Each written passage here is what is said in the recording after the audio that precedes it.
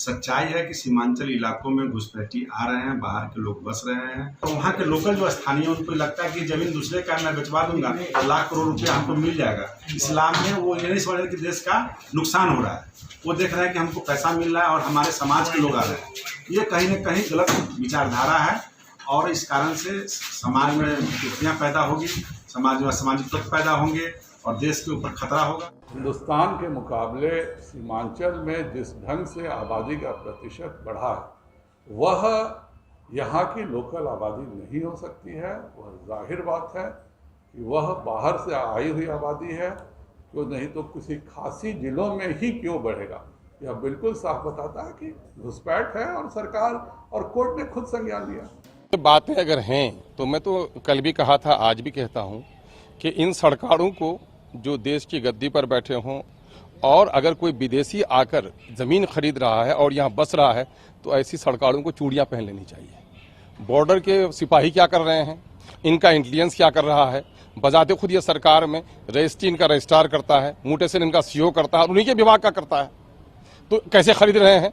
तो ये तो सरकार के निकम्मेपन का सर्टिफिकेट दे रहे हैं वो, कि सरकार इतनी निकम्मी है कि विदेशियों को रोक नहीं पा रही है और विदेशियों को जमीन खरीदने से भी नहीं रोक पा रही है। तो निकम्मे लोग हैं। ऐसे लोगों पर तो मैं समझता हूं कि लोगों के गाढ़े कमाई, खून और पसीने के पैसे से टैक्स पर के तनख्वाह जो पाते हों और वो देश के कुर्सी पर बैठे हुए जिम्मेदार के जमाना ओहदे पर अपने दायित्व का निर्वहन नहीं कर सकते हों, तो मैं तो नहीं समझता हूं कि कुर्सी की शोभा ऐसे लोगों से बढ़ सकती है। लेकिन एक धर्म विशेष पर भी चोट है कहीं न कहीं से इशारा तो लोग करते हैं, कहीं न कहीं से लोग इशारा करते हैं। एनआरसी के कानून में भी बांग्लादेश को खासकर कहा गया था, माइनॉरिटी को छोड़कर कहा गया था, जो देश सेकुलर है उस देश में सेकुलरिज्म के विपरीत बातें कही गई हैं।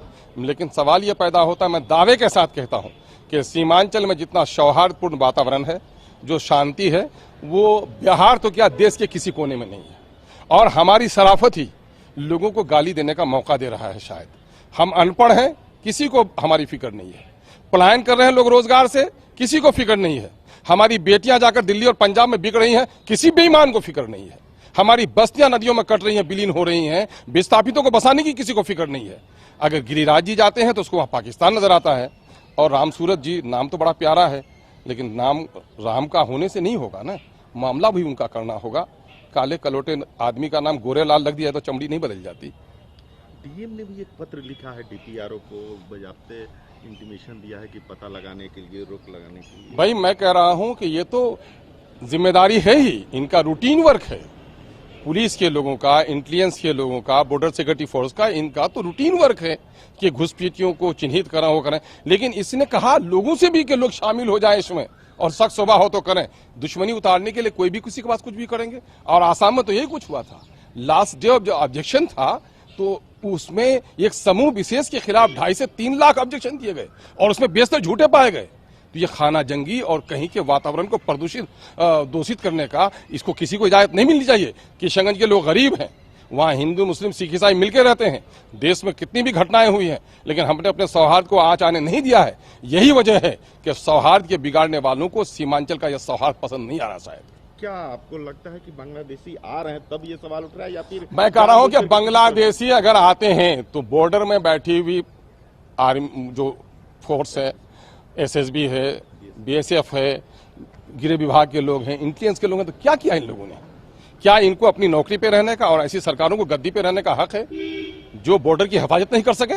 अरे बॉर्डर की हिफाजत के लिए गर्दन कटाने वाले अशफाकुल्लाह का खून हमारे रगों में है और बॉर्डर की जो हिफाजत नहीं कर पाए वो 56 इंच के सीना वालों को जरा खबर लेनी चाहिए कि कहां से आ रहा है। और वो उंगलियां दिखा रहा, आंख दिखा रहा है आपको। और आज के दिन में तो वातावरण बिल्कुल उलट सा गया है कि बांग्लादेश के लोगों की प्रति व्यक्ति आय बिहार और बंगाल के लोगों से बढ़ गई है। इसलिए तो मैं नहीं समझता हूं कि कल के दिन में तो आते थे, बर्तन मांजने के लिए आते थे, काम करने के लिए आते थे, लेकिन आज के दिन में तो उसे नहीं आना चाहिए। अगर कोई आता हो इस तरह से सरहद फलांग करके तो इसके माने वो मजबूरी नहीं होगी, वो मेरा दुश्मन होगा। तो ऐसे लोगों को चिन्हित करना उसकी जिम्मेदारी है, लेकिन इसको बहाना बनाकर समाज को कहीं भी तोड़ने का प्रयास और कोर्ट का भी ये कह देना उनके हवाले से जो अभी कहा जा रहा है अफसर लोगों ने कोर्ट की, चूंकि हमने पूरी वो पढ़ी नहीं है क्या आया है उनका फैसला, लेकिन एसपी जैसे आदमी बांग्लादेशी क्या करके करे भाई।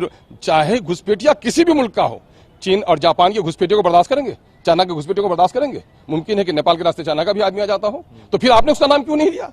तो वहां पर बंगला भाषी कुछ न कुछ अकलियत के लोग हैं, कहीं न कहीं उनको चिढ़ाने से, चूंकि जो लोग सांप्रदायिक लोग रहे हैं, इनकी भाषा पहले भी रही है कि मुल्ला का दो स्थान, चाहे हिंदुस्तान चाहे कब्रिस्तान चाहे पाकिस्तान, ये लोग चिढ़ाने वाला काम करते रहे हैं। हाथे लुंगी मुंह के पान, बंगला मुइया जाओ पाकिस्तान, इस तरह का जुमला, चिढ़ौती वाला जुमला ये लोग कहते रहे हैं। और इस तरह के चिढ़ौती वाले जुमले के मुंह पर लगाम लगाने के बजाय उनको प्रोत्साहित करना एक जिम्मेदार सरकार और जवाबदेह सरकार का चलन नहीं है।